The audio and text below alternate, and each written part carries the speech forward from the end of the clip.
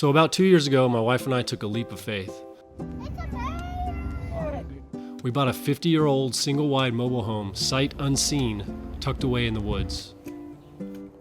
Our new palace. The dream was simple.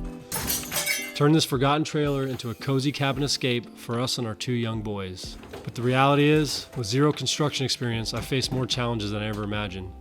But little by little, I've learned, I've failed, but I've made progress. And in this episode, the story continues, because today, I'm tackling one of the toughest rooms in the entire house, the bathroom. It's outdated, it's intimidating, and it stinks. And it might just test every bit of my DIY determination I have left. This thing's gonna need a little work. These are my dirt road diaries. I'll leave a link for the last episode where I did a full demo of the bathroom. Just for men.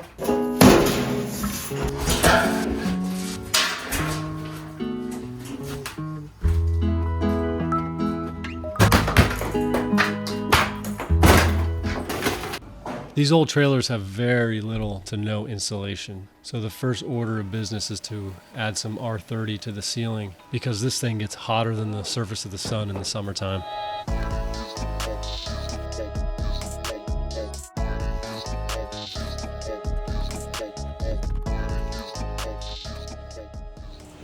Dude, I am absolutely drenched. Safety first, guys.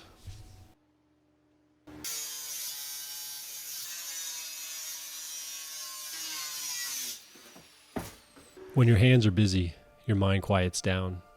This project was a huge undertaking for me, but there's something cathartic about taking something old and making it new again.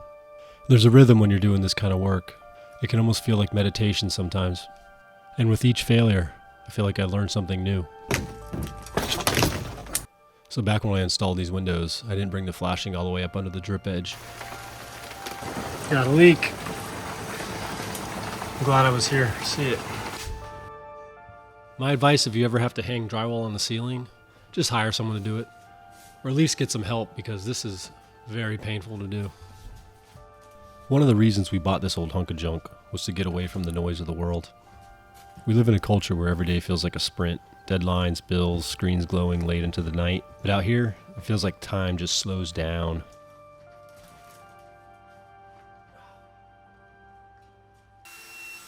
Nothing like a nice flat ceiling.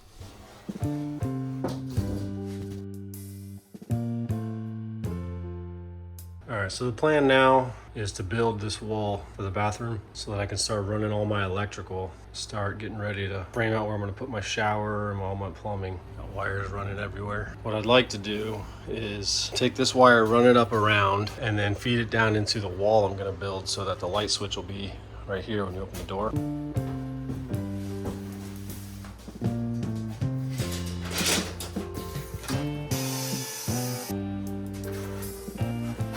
I wanted to test my true carpenter skills and see if I could pre-build this wall.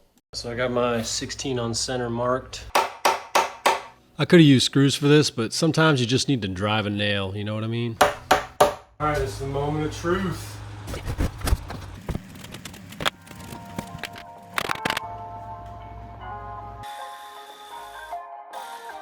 Alright, so now I'm going to be building this wall where we're going to have the shower valve.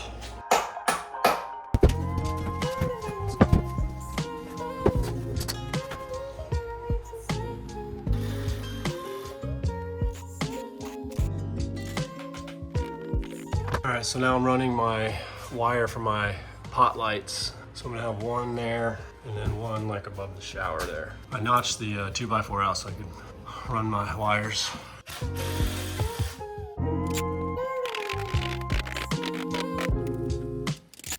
Made a quick trip to Home Depot and got a new door so that I can make sure I was right when I measured my wall. I didn't want to overcompensate. So I'm gonna build these out, just leftover pieces, so that my light switch doesn't hit my trim on my door.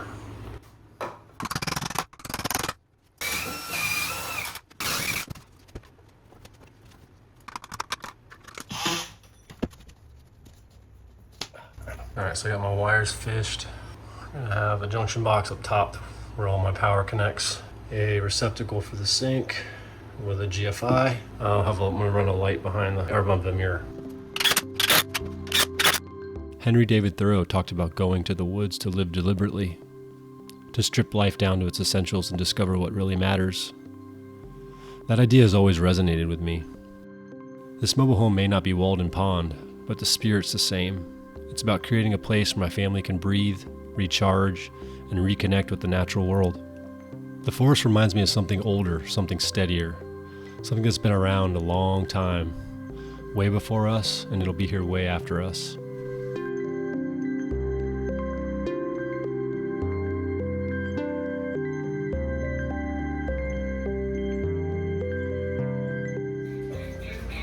Got the family here this week while I work on some stuff. Got a hole drilled where my shower's gonna go. Only problem is, which I didn't know before I put this wall in, is there's a cross joist coming right through here.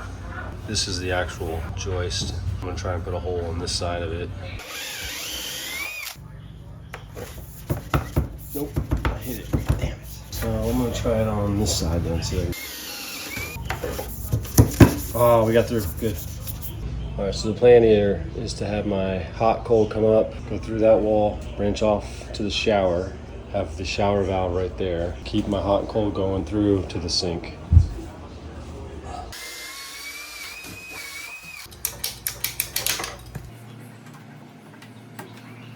I hate these things. All right, so this is what I got. I got the sink, through to the shower. Can't be all work and no play.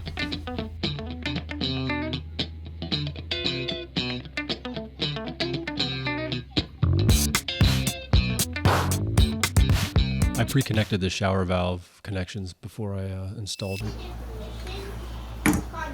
Alright, so I'm just trying to figure out how far back I gotta set this valve, because I don't have my tile yet, so I don't know the thickness of my tile, and I only have about 3/8 inches of play to figure out what my depth is going to be. I think I'm just going to set it as far back as I can on the 2x4, and that should be getting me kind of close. Got the shower done. Framed up this side. So we installed shower drain, cut a hole in the floor. Now we're going to set this thing in some mortar. I got my old man to come up and help me with this. Lost. All right, here we go.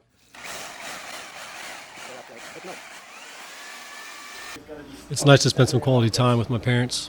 Hey guys. It's going to be all set. Stuff so you know where things are when you're putting screws. I decided to go with this Go board system for this shower, and I love it.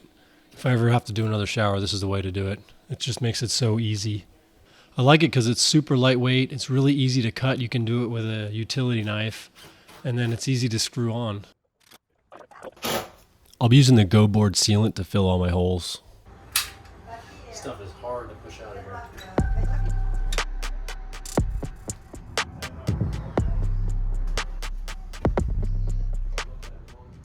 Alright, so we got our layout. Pre-planning your tile layout makes this process so much easier. My dad would make the cuts while I install the tile. This process went really fast. This large format Versabond is pretty good stuff, and I applied it with a 1/2-inch trowel and then used these leveling clips. These things are great. Look at that. And of course a little R&R.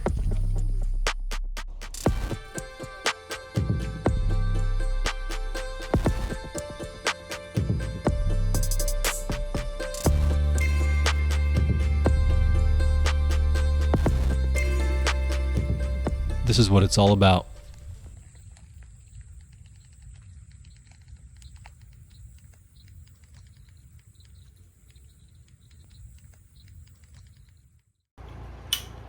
We have light. Come on, Jazz, you're slowing me down here. My dad provided the soundtrack. Like a virgin, touched for the very first time.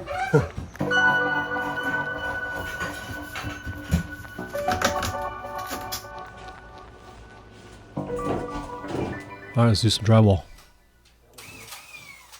That's that. That's the sheetrock for the height. Whatever that one piece is. All right, we got a door. One there. And this is by far the most satisfying part. The next was on to cutting the hole for the shower head.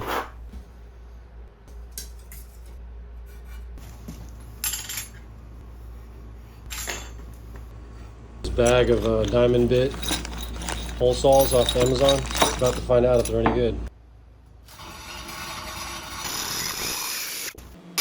Oh, got it. Not too bad. Another Amazon buy, diamond grinders to just kind of bevel the edge.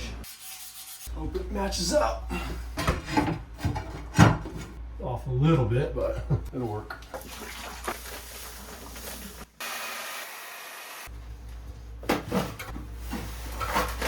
All right, let's try this again. This is not good. All right, I figured out what I was doing wrong. I was using the wrong mortar. Now I got the right stuff. Get this off of here.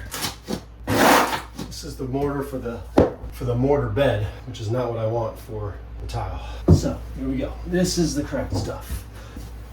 Yeah, you see the difference? This stuff actually sticks. Totally different. Holy cow. Definitely need the right stuff for the job. This stuff is almost like glue. I'm making a damn mess here. Add texture to the ceiling, I guess. Has not very good coverage, but I'm gonna back butter the crap out of this thing. I'm glad to be done with this tile work. Try this again. Collapse those ridges. All right, that's not too bad. Little spacer here. Last piece. Thank God. There's lippage on this one. Oh no, can't do that. You can call me anything you want. Don't call me that.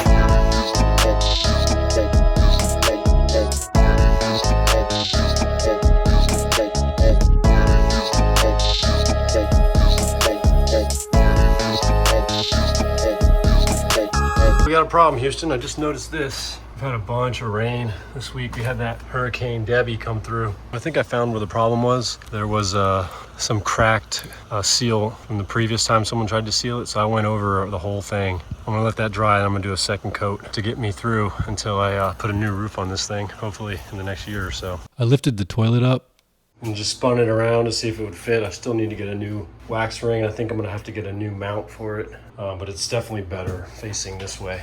So you're not facing the shower when you know, taking the dump. I forgot to get footage, but I installed the same flooring that I put in the rest of the house. Got the drywall down. I just went right over the old stuff just to give it a nice clean look. So the initial plan was to run the water and the drain into the wall and then down. But because this wall is sitting on a joist, I'm gonna have to bump everything out a little bit.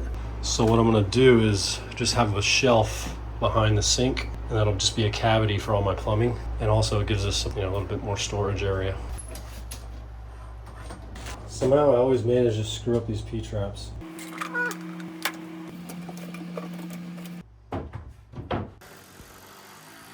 There she goes.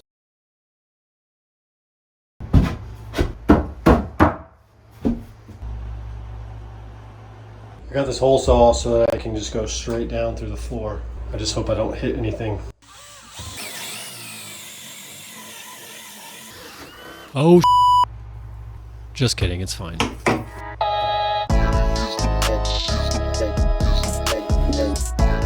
think we got a sink now. All right, time to go out this shower.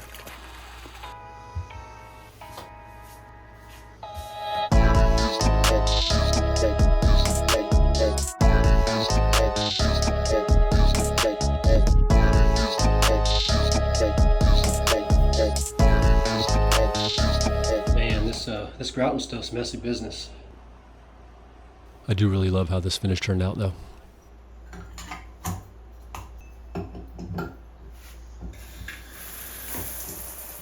Alright, so I was gonna install the shower door, but I cannot find my tile shower bits to drill the holes to mount it to the studs. So I will be making the 23-mile one-way trip back to Home Depot for the third time.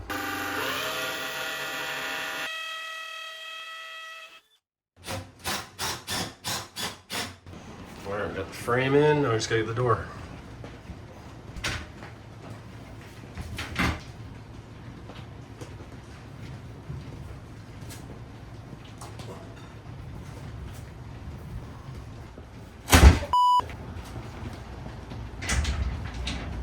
Or not. Alright, we're in. Cool.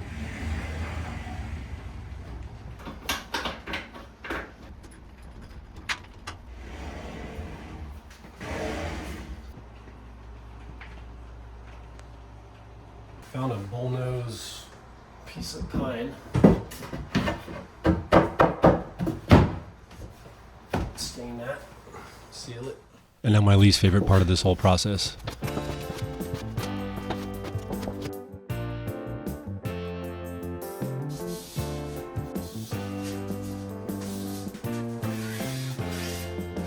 No idea what I'm doing.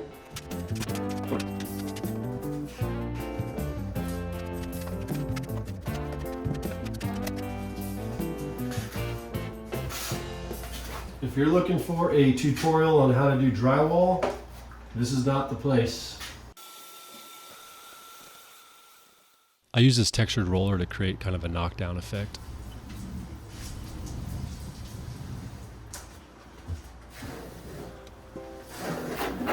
And then a coat of primer, and that's where we're going to wrap this one up. If you're enjoying the content, like and subscribe. Other than that, I'll see you on the next one.